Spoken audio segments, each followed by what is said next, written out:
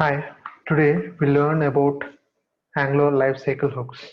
We have 8 Angular lifecycle hooks, but most of us, developers, will use only one or two lifecycle hooks usually.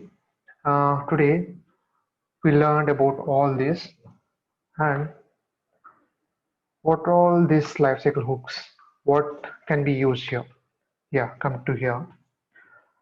When we have a component, let's say I took a one component. If it is loaded, if the I take the component name as a form, if it is loaded, what all things it will trigger first and one by one. See, we know that now. First, we'll take ng on it. The most of us will use. It will be simple for us. In ng on it, I gave a name is equal to Rohit and I kept a console.log ng on it. When it triggers, this method triggers, it will be showing a console and this name. And in HTML, I'm binding. Uh, in div tag, I'm giving a name, just a define there. See what will it do. See, it's shown a Rohit here, and we can see a console.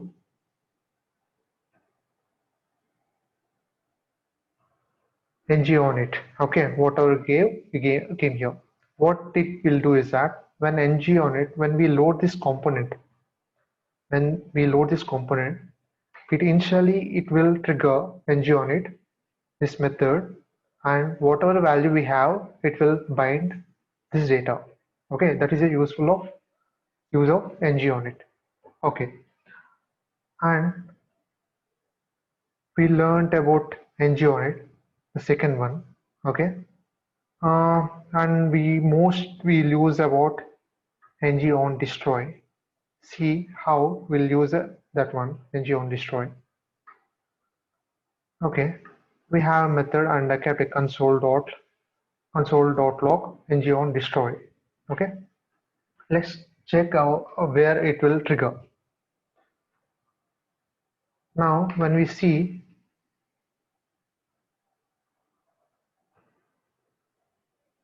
we got only ng on it. Only we got ng on it. Ng on destroy we kept in console, it is not trigger. When it will trigger is that when we leave this component, then this method will trigger. Let's see now. I'm going back to another component. Can you see here? Ng on it triggered and it is shown in the console. Means that it will this method will trigger when we leaving that component. Okay, when we are going back or going forward to another component, that time this method will be getting triggered. Okay, I will show you an example when it will be used, ng destroy. Okay, for example, we have an logic that uh, it should one of the thing API or something it will be repeating. I use set interval and I gave I is equal to I plus 1. It will be looping here. This is the time per 1000 milliseconds, means 1 second. Per every second it will be looping and shown I value in console. Okay, let's see here.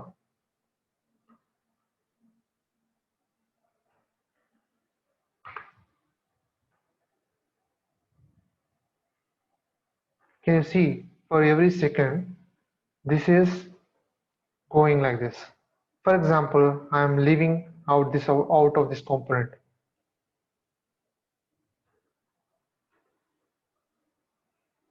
Now check, still it is going on there. Yeah, it is ng on destroy. These components came off, but still it is running. We want to stop that. So what we use that in ng on destroy, we use for stopping that, this will go to ng on destroy. We'll keep clear interval this dot x.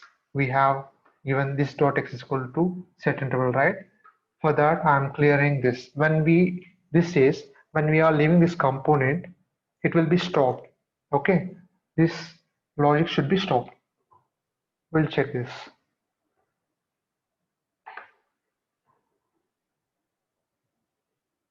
See, it is running.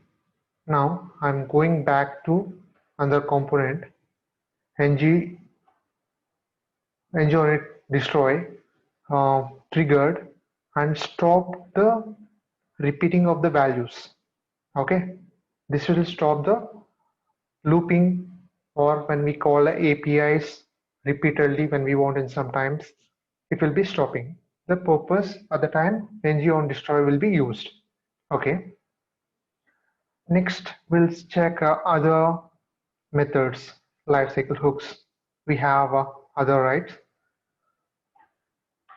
What this ng on change will do is that, for example, and I want to tell you, ng on change will trigger initially than before ng on it. Okay, it calls before ng on it, and whenever one or more data bound input properties change.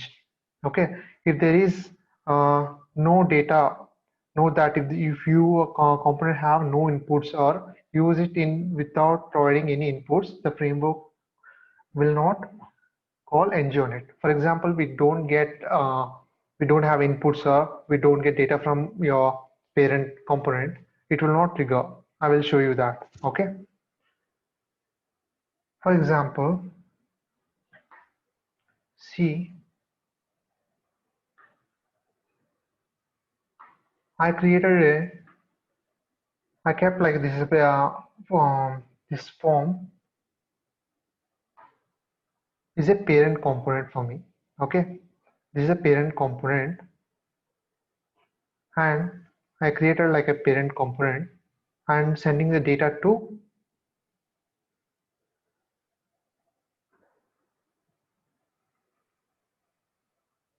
lifecycle hooks. I created a component named lifecycle hooks, and this is my child component.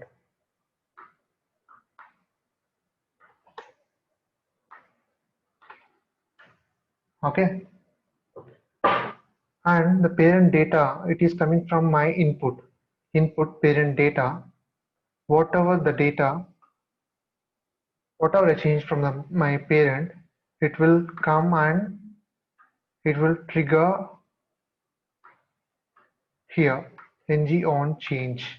For using ng on change, we want to use here simple changes.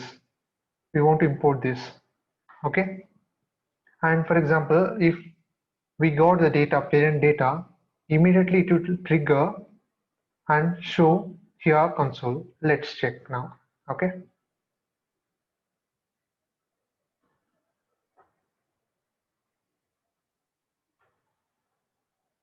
now see, when I click here, this child component has changed the value and send the data. Let's see in console. I want to show this. Okay, leave about, yeah, it is getting me tougher to see.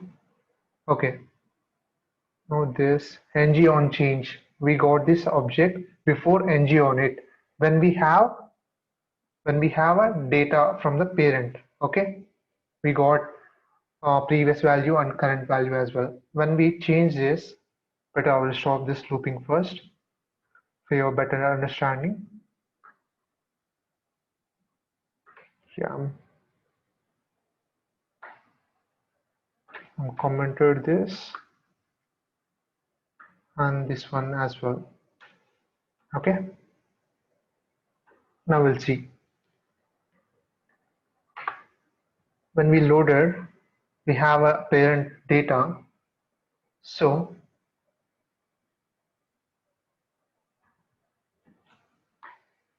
ng on it I will keep in console for your checking purpose.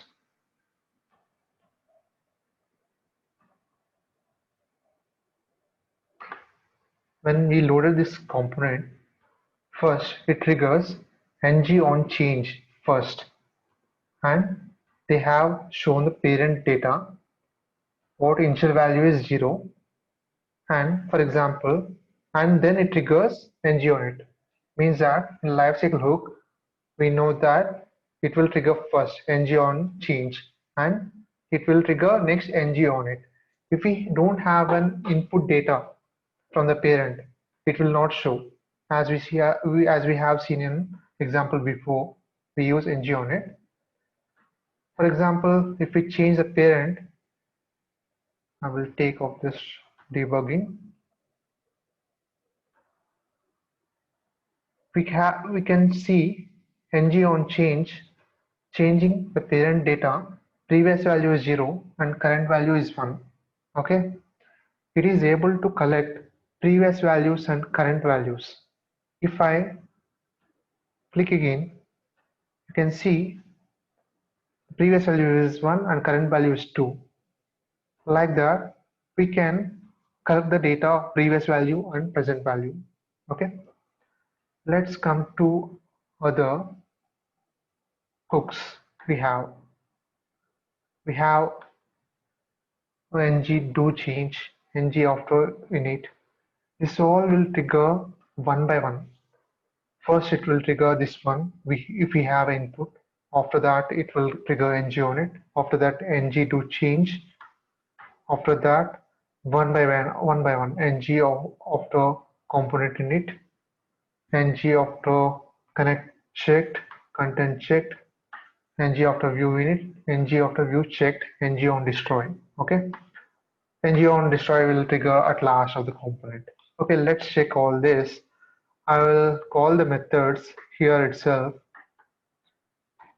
and I kept a console. When this component loaded, we'll see the order of the consoles when how this lifecycle events will trigger. Okay, simple. Just it loaded, just component loaded. I'm inspecting this. I'm seeing in the console. See, initially we get an object from parent. So first we triggered ng on it. After that ng on it.